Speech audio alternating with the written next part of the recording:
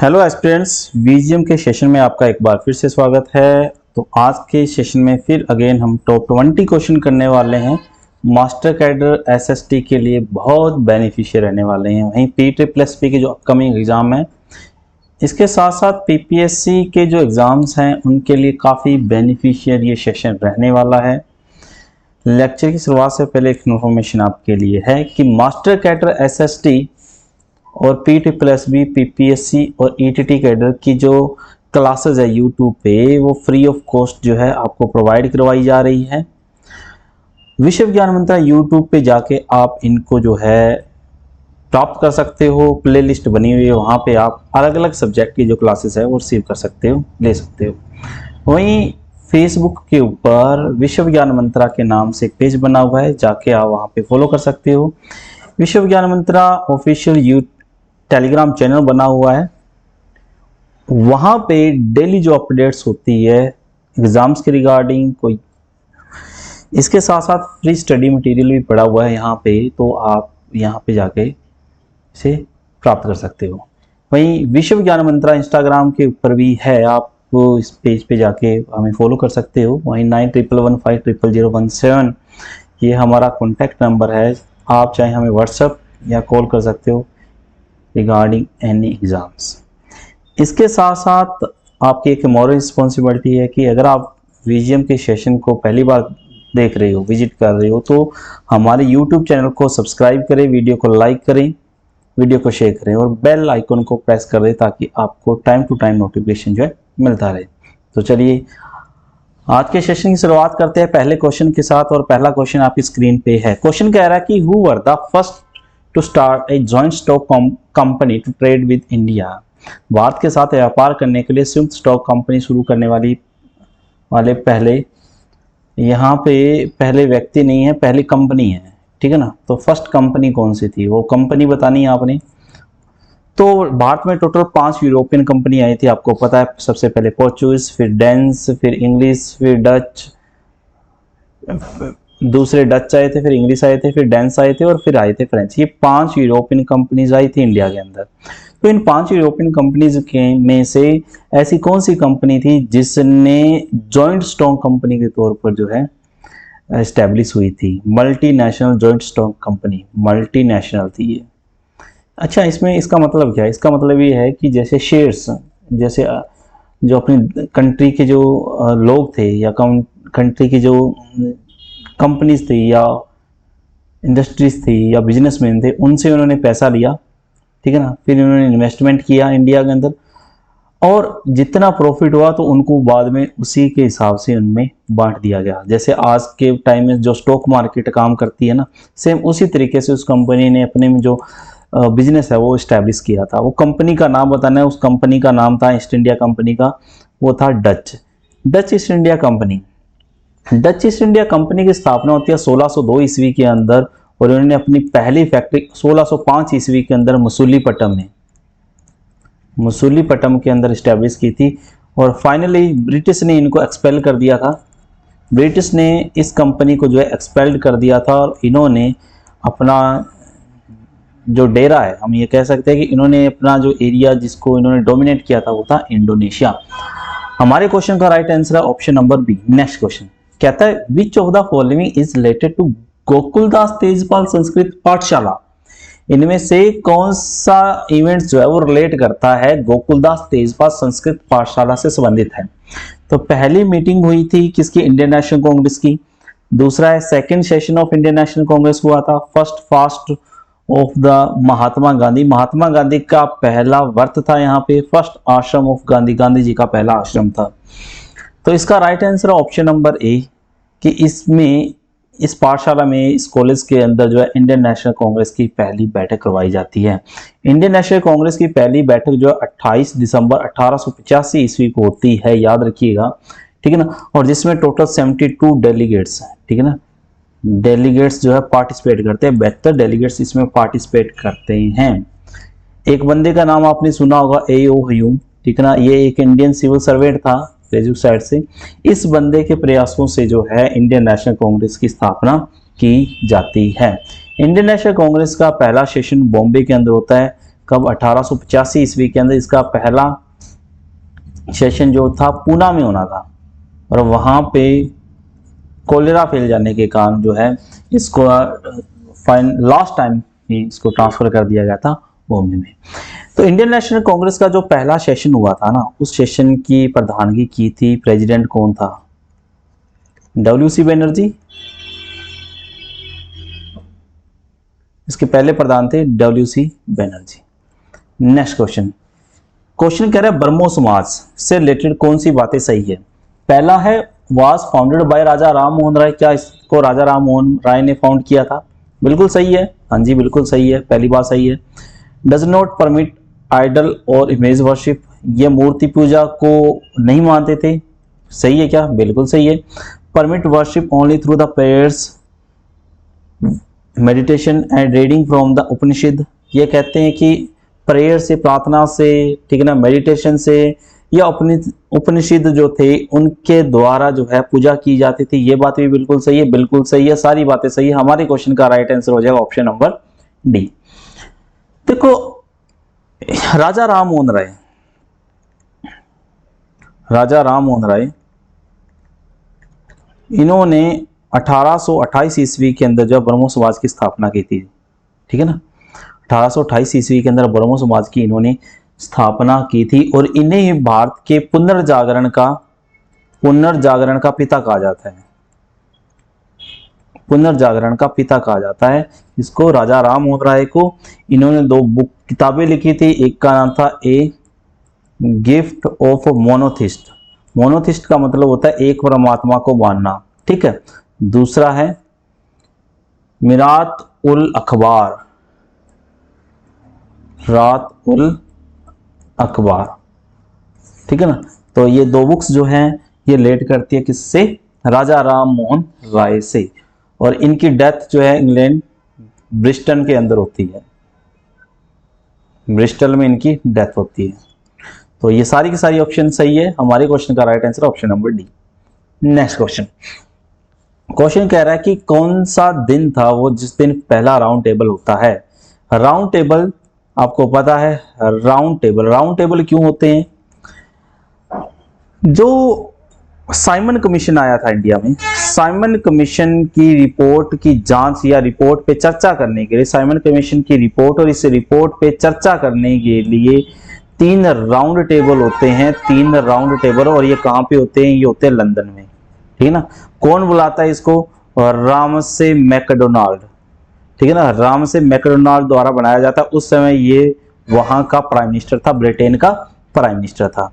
तो क्वेश्चन ये कह रहा है कि पहला राउंड टेबल कब होता है? तो पहला राउंड टेबल होता है 12 नवंबर 1930 ईस्वी को। 12 नवंबर 1930 ईस्वी को पहला राउंड टेबल होता है। तब भारत का वाइसराय था लॉर्ड इरविन, याद रखना ये क्वेश्चन आया हुआ है, लॉर्ड इरविन। लेकिन उसके बाद में 2nd and 3rd round table जब होते हैं तब भारत का वाइसराय चेंज हो जाता है। 2nd राउंड टेबल होता है 7 सितंबर 1931 ईस्वी को, और 3rd राउंड टेबल होता है 17 नवंबर 1932 ईस्वी को। और दोनों टाइम भारत का वाइसराय था लॉर्ड विलिंगडन,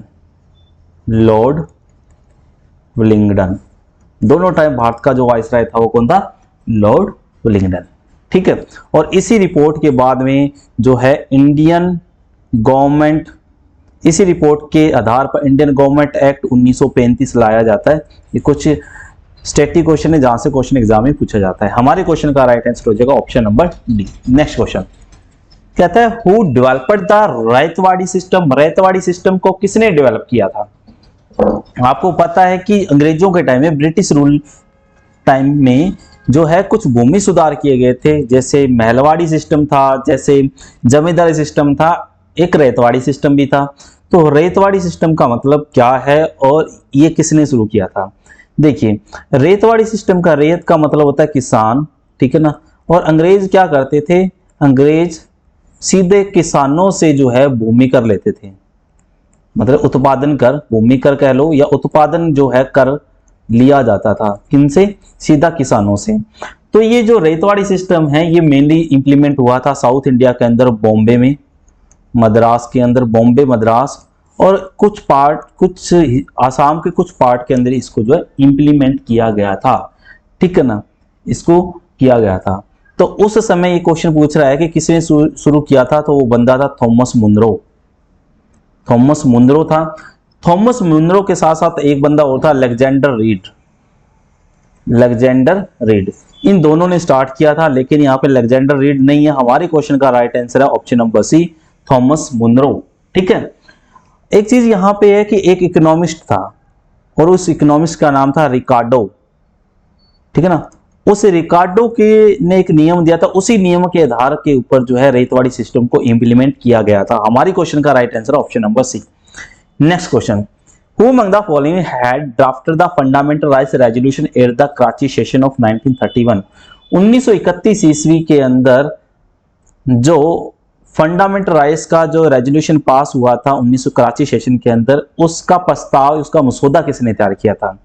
1931 के अंदर जो इंडियन नेशनल कांग्रेस का सेशन होता है, उसकी प्रधानगी के ऊपर भी क्वेश्चन पूछा जाता है। सरदार पटेल, सरदार वल्लभ भाई पटेल जो है इस सेशन की प्रधानगी करते हैं। इसकी खास बात यह रहती है कि इस सेशन के अंदर ना फंडामेंटल राइट, मौलिक अधिकारों का एक रेजोल्यूशन पास किया जाता है। इस रेजोल्यूशन का ड्राफ्ट तैयार किया जाता है और यह ड्राफ्ट किसके द्वारा तैयार किया जाता है? पंडित जवाहरलाल नेहरू द्वारा तैयार किया जाता है।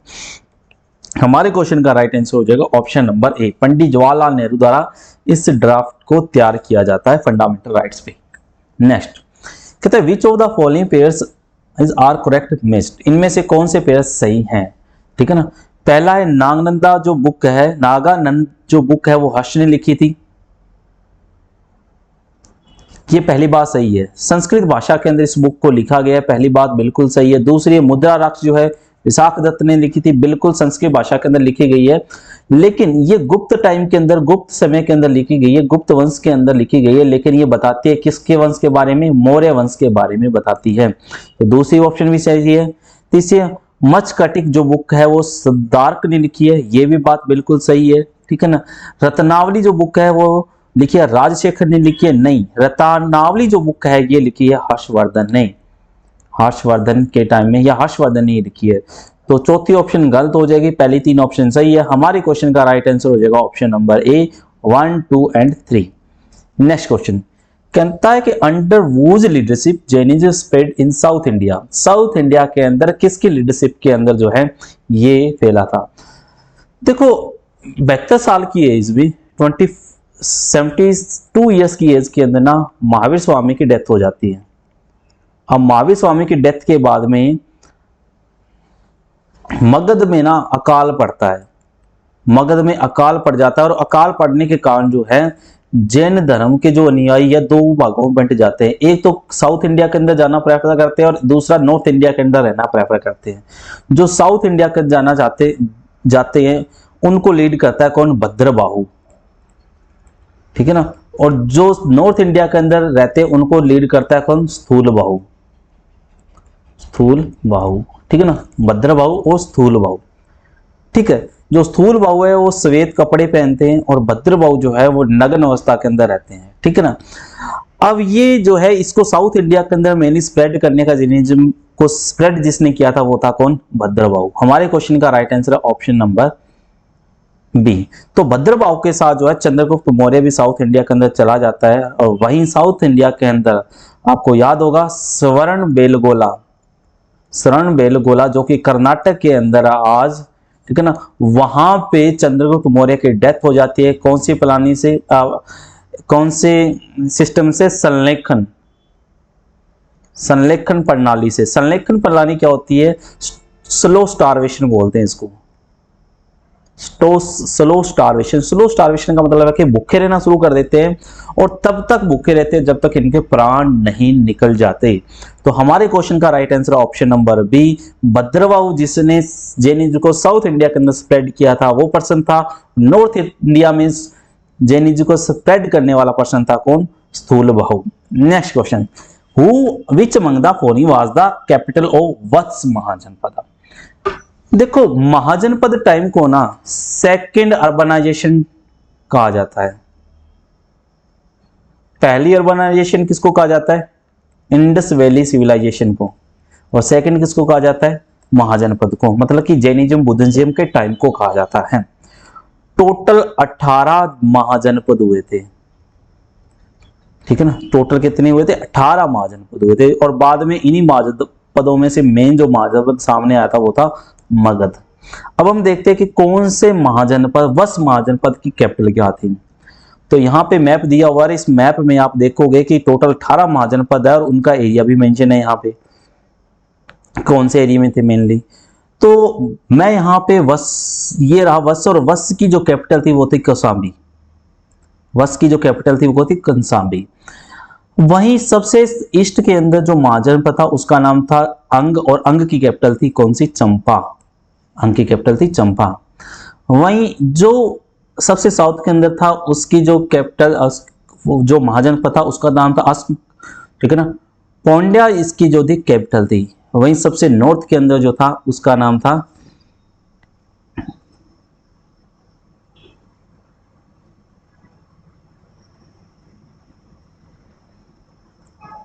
गांधार।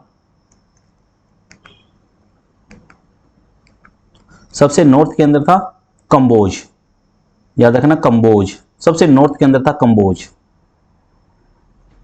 सबसे नॉर्थ के अंदर था कंबोज, जो कि जम्मू कश्मीर का एरिया जो कवर करता है। और सबसे वेस्ट के अंदर होता गांधार। तो ये टोटल 18 महाजनपद थे यहाँ पे, जहां से आपको क्वेश्चन पूछा जा सकता है। हमारे क्वेश्चन का राइट आंसर क्या हो जाएगा? हमारी क्वेश्चन का राइट आंसर हो जाएगा कौन सा महाजनपद? वस महाजन की कैपिटल पूछा है तो कौशाम्बी इसकी कैपिटल थी। नेक्स्ट क्वेश्चन कहता है सातवाहन जो थे, ठीक है ना, इनमें से किस वर्ण से अपने वंश का दावा करते थे, कि कौन से वंश से वो रिलेट करते थे? सातवाहन, सातवाहन किस वंश से अपना जो है दावा करते थे? मौर्य वंश के बाद में ये स्टैब्लिश हुए थे सातवाहन, लगभग हम कह सकते हैं कि 100 AD के आसपास, इससे पहले भी, मतलब पहली सेंचुरी में। तो ये स्टैब्लिश हुए थे सातवाहन। सातवाहन मेनली इनका जो एरिया था वो था दक्कन एरिया, दक्षिण भारत। सातवाहन को स्थापित किया था, साम्राज्य को स्थापित किया था किसने? सिमुक ने, सिमुक ने इसको जो है स्थापित किया था। आपने गौतमी पुत्र सतकर्णी का नाम सुना होगा। ये अपनी मतलब कि मां का नाम जो है पहले लगाते थे, गौतमी पुत्र सतकर्णी। ये सातवाहन का एक फेमस शासक था। और सातवाहनों के बारे में ये बोला जाता है कि इन्होंने सबसे पहले लीड क्वाइंस, जो शीशे के सिक्के हैं, ठीक है ना, शीशे के जो सिक्के हैं वो जारी किए थे किसने? सातवाहनों ने। तो हमारे क्वेश्चन का राइट आंसर हो जाएगा ऑप्शन नंबर ए। ये अपने आप को जो है ब्राह्मण वंश का मानते थे। कौन से वंश का? ब्राह्मण वंश का। नेक्स्ट क्वेश्चन कहता है via which of the following amendments the term socialist was inserted in the preamble of Indian constitution. देखिए हमारे कॉन्स्टिट्यूशन के प्रेम्बल की जब हम बात करते हैं तो प्रेम्बल जो है स्टार्टिंग के अंदर नहीं था। इसको हमने यूएसए के कॉन्स्टिट्यूशन से जो है अडॉप्ट किया हुआ है। स्टार्टिंग में मतलब कि प्रेम्बल नहीं था, इसका नाम था ऑब्जेक्टिव रेजोल्यूशन।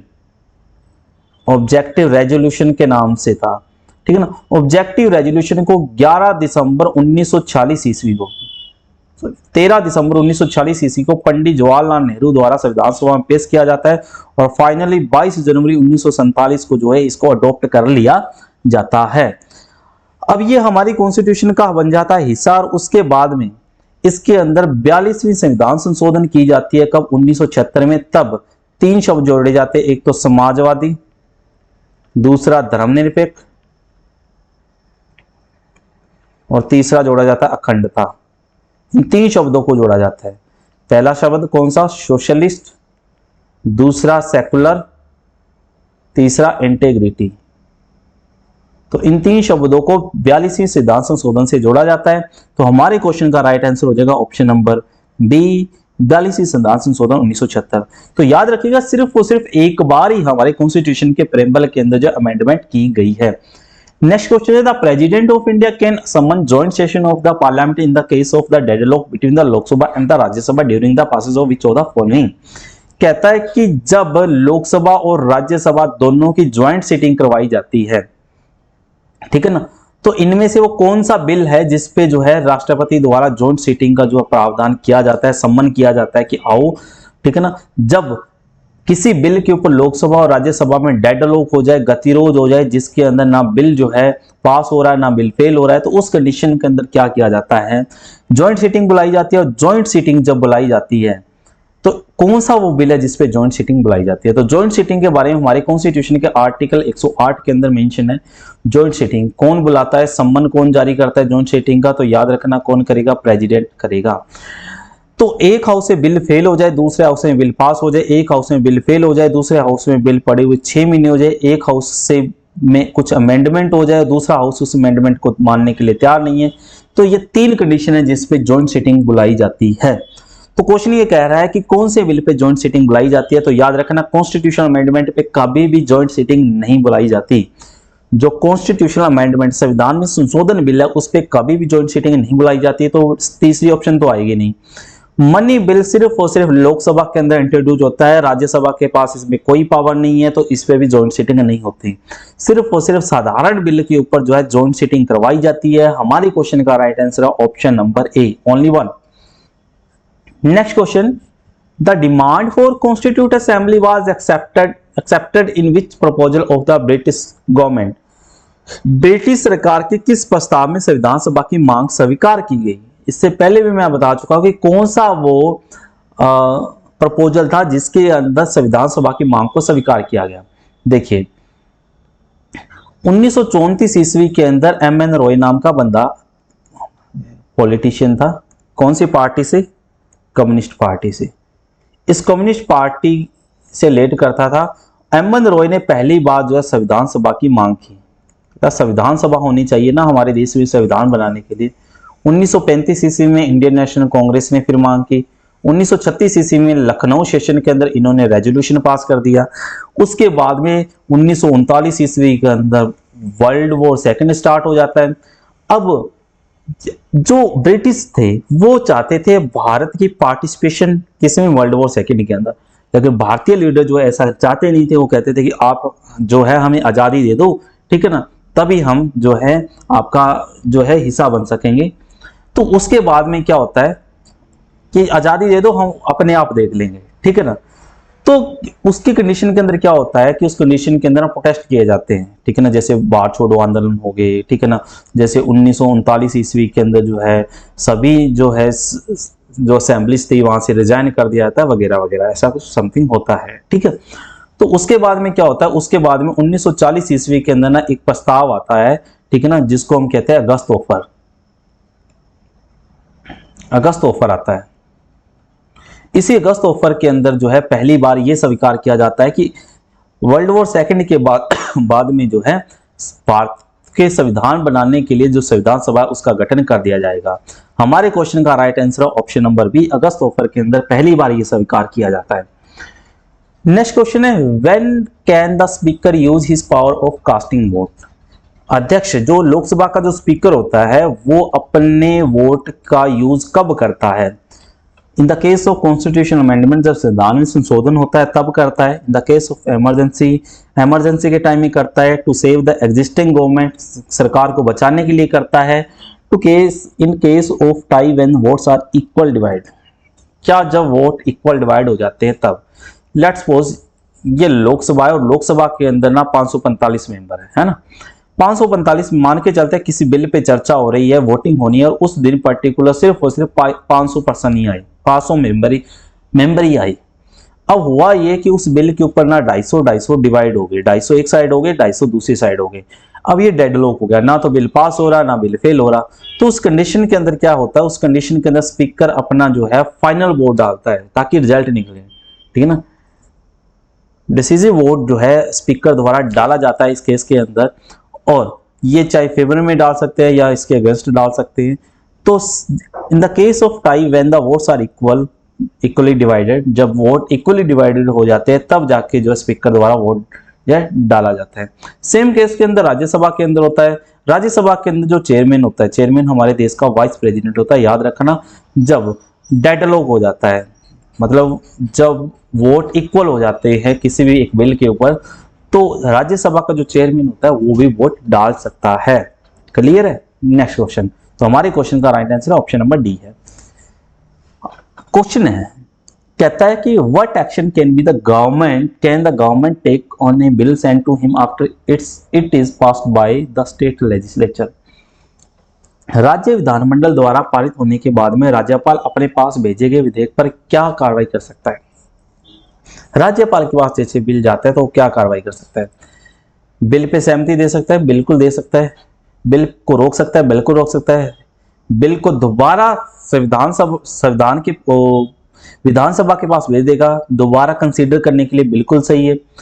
ये बिल राष्ट्रपति की मंजूरी के लिए रिजर्व रख सकता है, बिल्कुल सही है। चार ऑप्शन सही है। हमारे क्वेश्चन का राइट आंसर हो जाएगा ऑप्शन नंबर ए।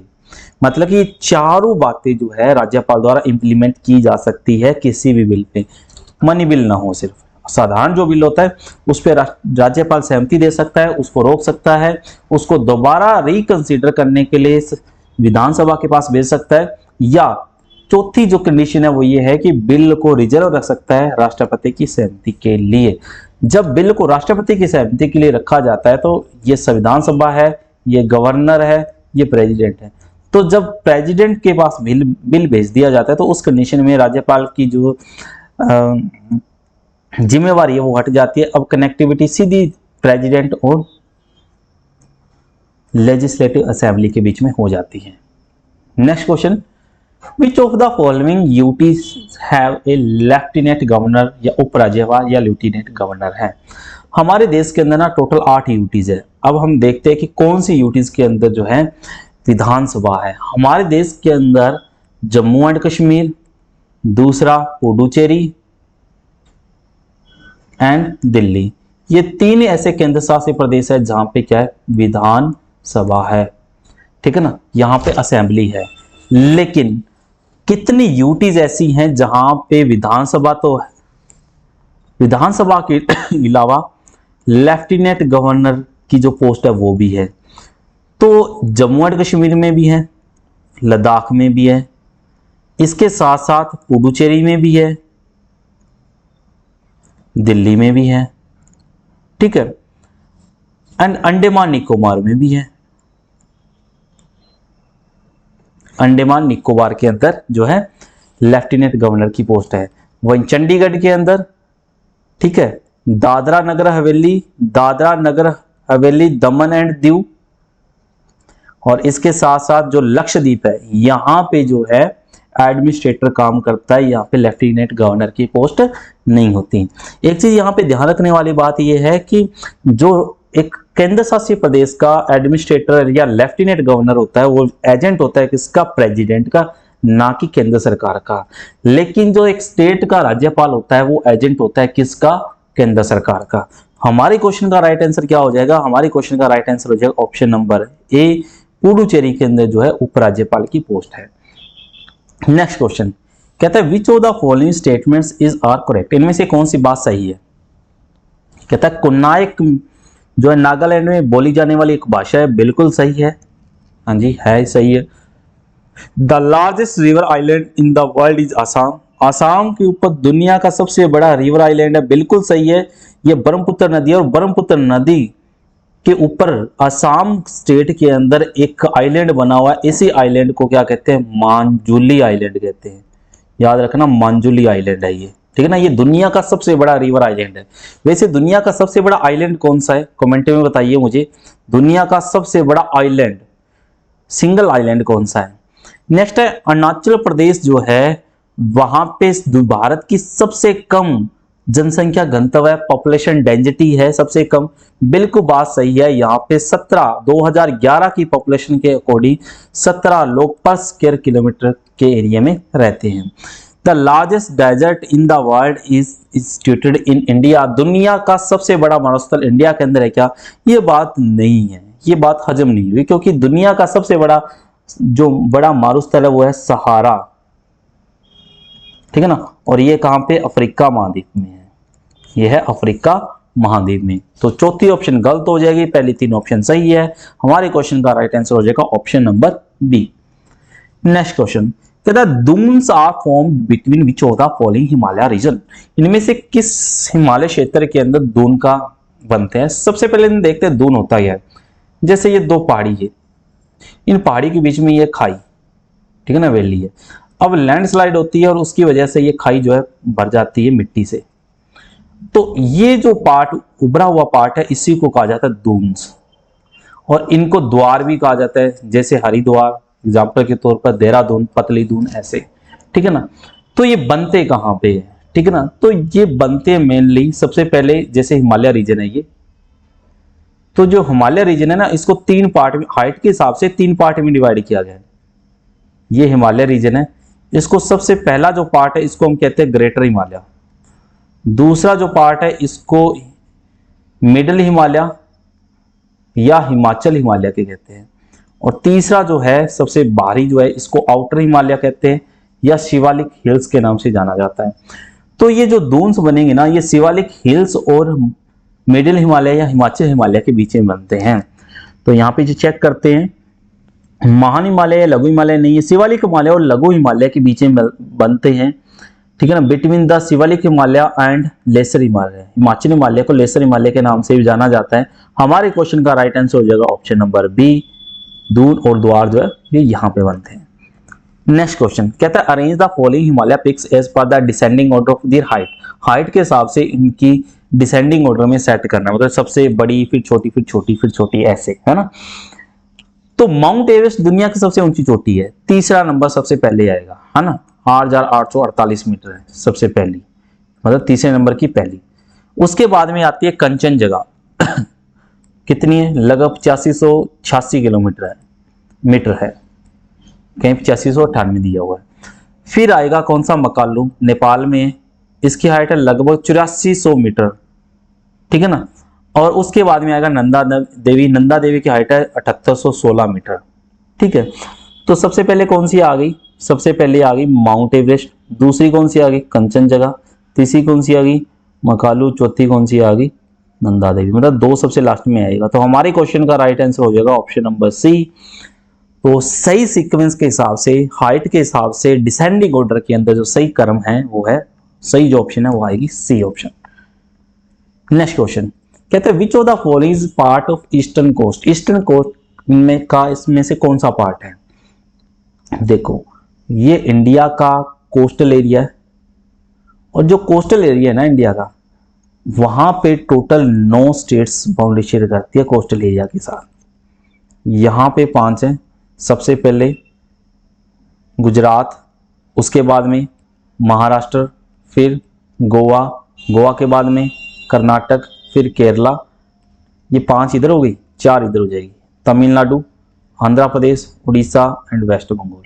तो टोटल 9 जो है 9 स्टेट बाउंड्री शेयर करती है, जिसकी टोटल लेंथ है 7516 किलोमीटर, जिसमें इंक्लूड किया जाता है किसको, लक्षद्वीप को और अंडमान निकोबार को, ठीक है। अब हम देखते हैं जो कोस्टल एरिया है ना, कोस्टल जो रीजन है उसको किस नाम से जाना जाता है। तो भारत का जो कोस्टल एरिया है, रीजन है, कोस्टल जो लाइन है, उसके अंदर इसको 2 पार्ट में डिवाइड किया गया है, एक तो वेस्टर्न घाट और दूसरा ईस्टर्न घाट। जो वेस्टर्न घाट है इसको 3 पार्ट में डिवाइड किया गया है। जो सबसे ऊपर है उसको कहा जाता है कोंकण, बीच में जो पार्ट है इसको बोला जाता है कैनरा, कर्नाटका के पास, उसके बाद में यहाँ पे आ जाता है मालाबार, फिर यहाँ से लेकर आंध्र प्रदेश तक, मतलब कि कृष्णा नदी तक जो आ जाता है उसको हम कहते हैं कोरोमंडल, और उसके बाद में यहाँ से आगे का जो पार्ट है, ठीक है ना, अप टू उड़ीसा तक, उसको हम कहते हैं क्या, उत्तरी सरकार। तो इस प्रकार ईस्टर्न घाट, पूर्वी घाट और पश्चिमी घाट को जो है अलग अलग कोस्ट में डिवाइड किया गया है। क्वेश्चन ये कह रहा है कि कौन सा ईस्टर्न घाट का पार्ट है। ईस्टर्न घाट में उत्तरी सरकार और कोरोमंडल है, तो नॉर्थर्न सरकार है नहीं, कोरोमंडल कहां पे, बिल्कुल सही। हमारे क्वेश्चन का राइट आंसर हो जाएगा ऑप्शन नंबर ए, कोरोमंडल जो है ईस्टर्न कोस्ट का पार्ट है। तो यहाँ पे आपके टॉप 20 क्वेश्चन हो जाते हैं कंप्लीट। 20 क्वेश्चन यहाँ पे आपके जो है SST के, जिसमें हमने हिस्ट्री के साथ साथ अब पॉलिटी एंड जियोग्राफी के क्वेश्चन जो है कवर किए गए हैं। डेफिनेटली ऐसे क्वेश्चन आपको एग्जाम के अंदर मिलने वाले हैं। तो सेशन को फिर हम लेकर आएंगे नेक्स्ट टॉप 20 क्वेश्चन के साथ। Thank you for watching. पढ़ते रहिए, बढ़ते रहिए, पर जाने से पहले आप चैनल को सब्सक्राइब करके जरूर जाइए, बेल आइकन को प्रेस कर दें, वीडियो को लाइक कर दें और वीडियो को शेयर कर दें। मिलते हैं फिर एक नए सेशन के साथ। Thank you for watching.